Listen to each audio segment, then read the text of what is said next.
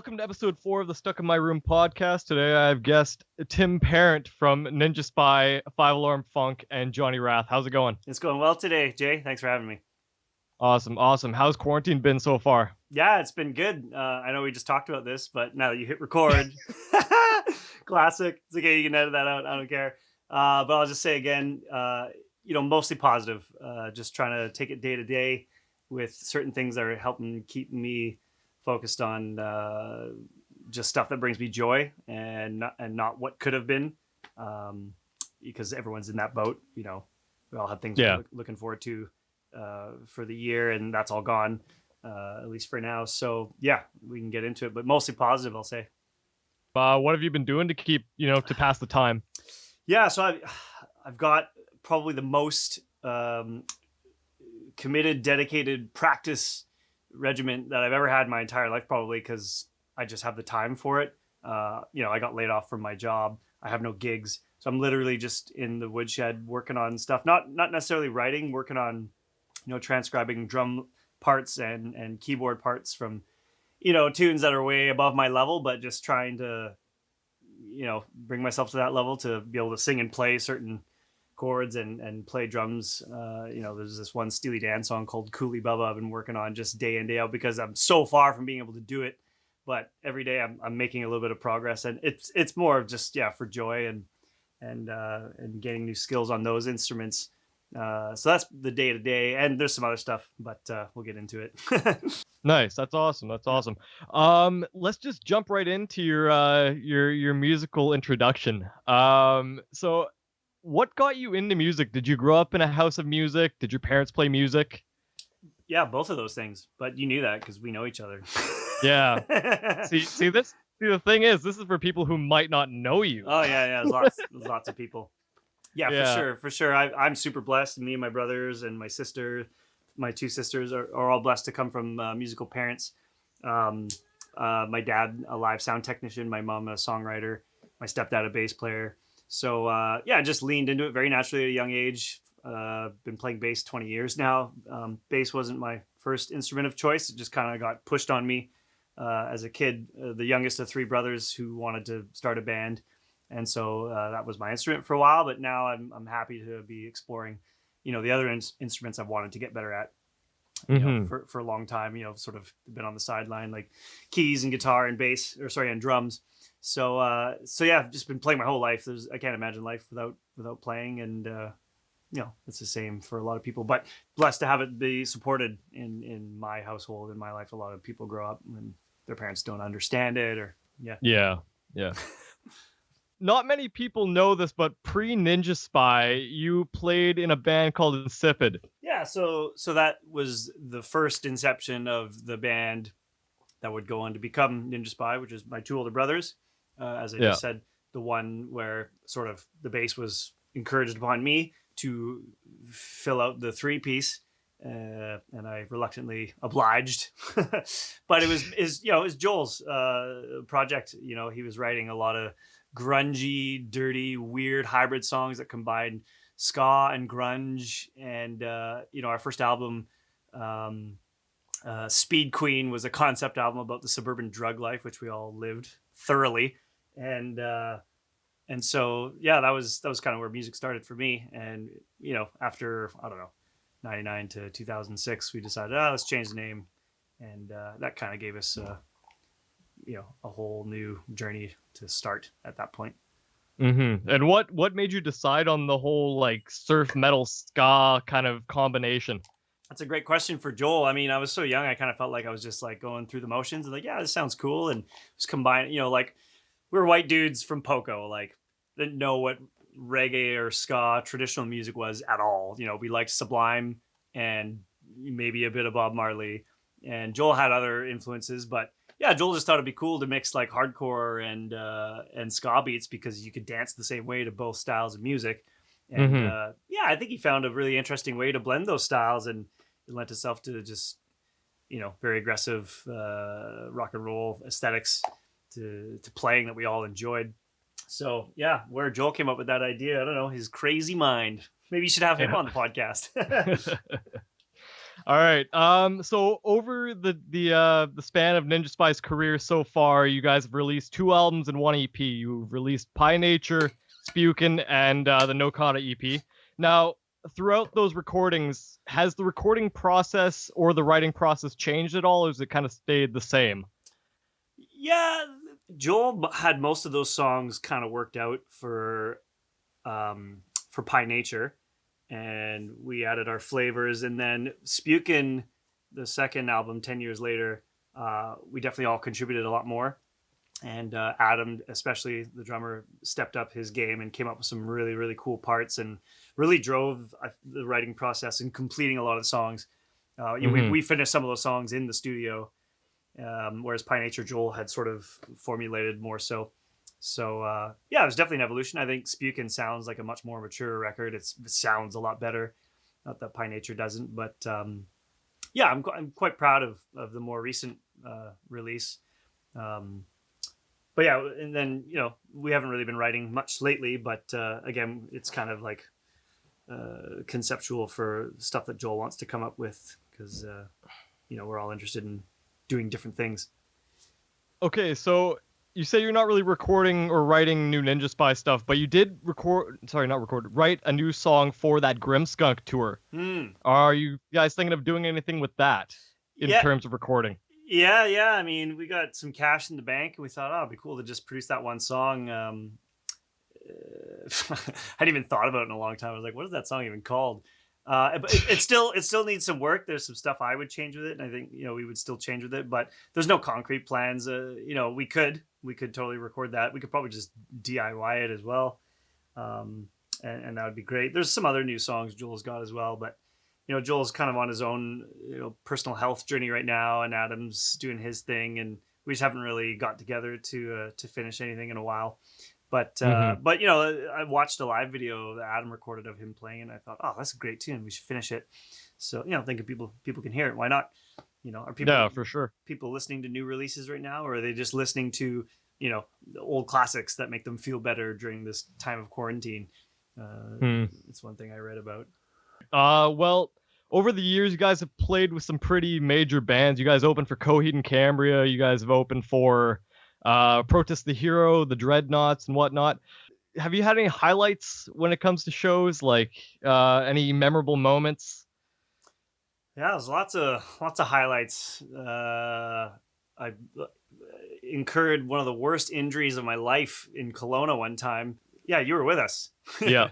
And that was like one of the most painful weekends of my life. And then we went on to Red Deer to play that festival, and I was just in so much pain. I was on crutches and just haggard my way through, 4 shows that weekend. It was, then I think I missed a week of work after that. And it was just like occupational hazard. I just pulled my leg, giving her too hard the first night. And then the rest of the week, it's just like, wow, I'm getting old. Yeah. So, I mean, you still put on a hell of a show during the performances, though. You're kind of slow when you're off the stage, obviously. I don't know. Where'd you even find those crutches? the hotel in Red Deer. I was like, do you guys got any crutches? I'm really in pain and could really use them. And they actually had a pair for just kicking around. So I felt resourceful, and so that's a low, I guess. There's lots of highs to reflect on, and playing the Commodore, opening for Coheed and Cambria, definitely a highlight.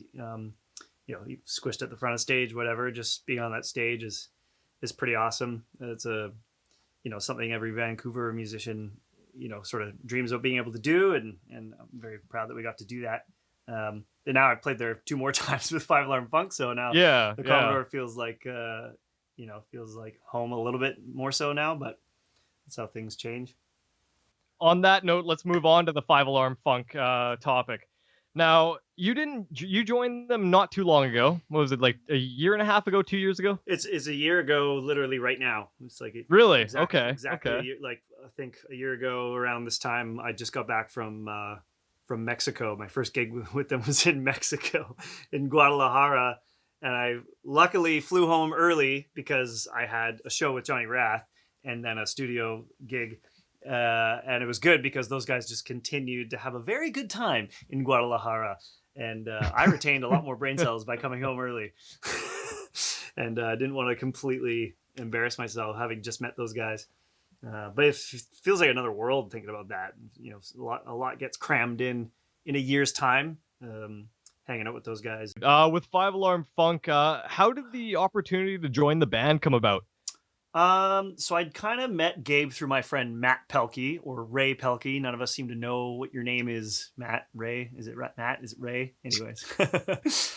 So he knew him through his girlfriend, and he built him a pedal board. So there was a mutual friend there. And then, I met Gabe after one of their shows, was hanging out at their jam space. We jammed. And then he asked me to record bass on one of their songs, which came out a year ago, Wake the Funk Up. And then, I guess they parted ways with their previous bass player, Jay. And then he just asked me if I was available to rock with them for that summer. You know, January, he would have emailed me. So I was actually in Southeast Asia on my honeymoon. So I was gone for 3 months and, got that news. And so I kind of knew, oh, this is going to be a crazy year. And nice. So I had a few months. I was trying to just learn some of the tunes while I was away in hostels if I could find a guitar somewhere. And so it just sort of one thing led to another, I guess. Nice. And how has the experience been so far? Has it been a good fit? I think it's been a good fit. Yeah, they seem to like me. Fingers crossed. we have a lot in common. We like to keep things positive. They're a really funny bunch of dudes, but also very chill. You kind of see a band like them, you're like, they must be crazy to hang out with and party with, and I'm sure they are, and I'm sure they were. But behind the scenes, they're just a bunch of really chill dudes, and we have great conversations, and a lot of similar interests and differing points of view too. So it's just a lot of time spent in the van. You really get to know someone, right? And we're all pretty thankful, actually, that just how good the culture is in the band. I'll say, I'm the newest guy, so. I don't know what it was like before, but it seems really good right now. So it's something you can be grateful for when you join a band of 7 people. Yeah. Okay, what's it been like going from a style like Ninjaspy to a style like 5 Alarm Funk? Yeah, nice, refreshing. Ninjaspy, just you play in a band for 20 years or play with the same people for 20 years, it just naturally feels good to switch it up. And stylistically, learning the 5 Alarm Funk tunes, there was a good mix of challenges and just really enjoyable parts. So I think it's well suited to my style of playing. It's been a great fit. I really enjoy playing the tunes. They're, it's rock and roll. They're almost more of a rock oriented funk band than a funk band, right? It gets almost metalish at points. So I feel like it was a good fit. Nice. And you guys just recently released a parody song of Wash Your Face called Wash Your Hands. Wash your damn hands, man. Yeah. And congratulations. I heard you guys got aired on CTV today. Oh yeah. I didn't know that. That's news to me. Cool, dude. Yeah. I think it was Teo that posted about it. Sweet. Yeah. Yeah. Well, people need check it out then. I should check it out. Yeah. Yeah. That was a great concept, and I decided to go a little extra mile and just film myself in the bathtub with a bunch of bubbles and just really getting clean, and I might do a full on hazmat suit. What's funny is that's actually leftover suit from an old Ninjaspy photo shoot. We kind of did this Jump Your Bones hazmat theme, and I just had it kicking around still. I was like, oh, maybe I could use that. I think I remember that from the campaign video. Yeah. Crazy enough, that was the first tour I saw you guys on. Oh wow! Actually, that was at the Pitt Meadows Church Hall. That was a good show. That was a lot of fun. I think that was the last self-organized Pitt Meadows Maple Ridge all ages show that we did. It was a great scene up there for a long time, and I think it's different now. So that was probably a good final one to go out on. Yeah, for sure. Okay, so moving on, you played drums in a grunge band called Johnny Wrath. Now, how did that project come about, and what made you gravitate towards the drums? Yeah, so from an early age, I always snuck onto Adam's drum kit when I was a kid, just trying to practice. So I've always played drums. I always wanted to play drums. It's everyone's dream to play drums in a band. That's what I believe. And so Saul, the songwriter, is a really old friend of mine from high school, and he's been in a bunch of bands over the years. And I knew he had this Johnny Rath project. Just kind of, he had all the albums written. He's another one of these prolific songwriters. Just got piles and piles of albums. Like he writes albums front to back. And I was playing bass in his band Scrap Metal Sun, just kind of casually. And then he was like, Tim, you want to play drums in Johnny Rath? And then get that going. And it's just kind of like, in terms of like a passion project for fun, like it's really spiraled for me to something I've really take a lot of pride in. And we got some cool things coming up right now. But yeah, playing the drums is a no-brainer. And it's, getting to be in a band is what forces you to practice that instrument. And luckily, the jam space I share with a bunch of guys let me use their kit. Thank you, Paul Clark, for letting me practice on your kit. And yeah, playing drums in a rock band, dude, it's the best thing in the world. Awesome. And you guys released a single not too long ago called What It Takes. Now, do you have anything else in the works? Do you have an album or an EP coming out soon? Or Totally, yeah. So What It Takes, we recorded with a full album, which is still getting mixed, and that's going to come out later. That's called Never Gonna Die. But in the meantime, during this COVID time, we've actually self-recorded an EP, and it's gonna be called Bright Day. So it's 4 songs, and we're just in the mixing stage, and we're just gonna put the first single out pretty soon. It would come out sooner, but I just got this idea for this great lyric video, and I'm not really a technical trained video guy. I dabble. Like yourself, you probably have more equipment than I do. Like I'm literally just shooting on my phone and using a mic stand for a gimbal or tripod. And I'm getting into stop motion. I'm just playing around with it, and I got this really cool concept that's coming together for this lyric video, which I'm stoked to put out probably in a couple weeks. Okay, what is one piece of advice you would give to someone wanting to start a band? Piece of advice wanting to start, I mean, you got to have songs that you like to play. Practice your instrument. Yeah. Start a band with people you like hanging out with. The core of what a band is about can be many different things. If it's about these songs and how they emote with people, then it's about that. If it's just about like a vibe and getting together and goofing off and playing shows, it's something totally different. So you got to kind of know just what aspect of it brings you joy, I would say. And if it's the technicality of playing your instruments, then just get together and play lots together and play with people that are on the same page as you and share your vision. But like I said, it could be a lot more casual than that too. Yeah, fair enough. If you could collaborate with any musician, living or dead, who would it be? I'll give you 5 musicians. Louis Cole, who's this wild keyboardist and drummer. You check out his YouTube videos, Louis Cole. He's fucking wild. Just multi-instrumentalist. I'm thinking of all these multi-instrumentalists that are my idols. Nate Wood, also a drummer and bass player, famous for playing with Knee Body and Tigran Hamasyan. He's kind of a jazz guy, but he's just a freak show. Actually, you should check out his YouTube video series called 4. He literally plays 4 instruments at the same time. Got a bass on his lap, sitting at a drum set. He's got a couple different synths, keys, and he sings, and it's not hokey. Like, he actually comes up with these brilliant arrangements that are like legit songs. So some kind of, he's like way above my level, but I'm just thinking of people who would be cool to play with, because why not? Yeah, multi-instrumentalist. I have a dream. Actually, I have a fantasy of like just putting together a show of multi-instrumentalists so that we all get the joy of switching up and playing bass and playing drums and playing keys. And I'm just trying to devise a plan of who could be in that. Awesome. All right, I got one more for you. All right, to finish things off, is there any music or anything coming out that we haven't covered? Anything in the works? I've got, I mean, it's kind of all about Johnny Rath at the moment, just because there's so many songs to get to. So there's that EP coming out, and then there's gonna be a full length album coming out, later this year when it's done. And for like just original music, I'm not really like finishing my own songs. Like, I have tons of concepts, but I'm not very good at finishing them because, I don't have that sort of songwriter mentality. So yeah, I would just stay tuned for a bunch of Johnny Rath stuff, and obviously Five Alarm Funk.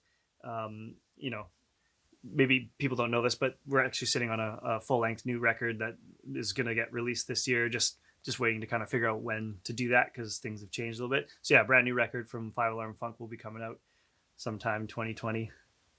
Awesome. Anyway, thanks for doing the show, man. I appreciate it, even though there was a shit ton of technical difficulties throughout this. But dude, it's because it's me. It's just the curse of the Ninjaspy, curse of, shit happens.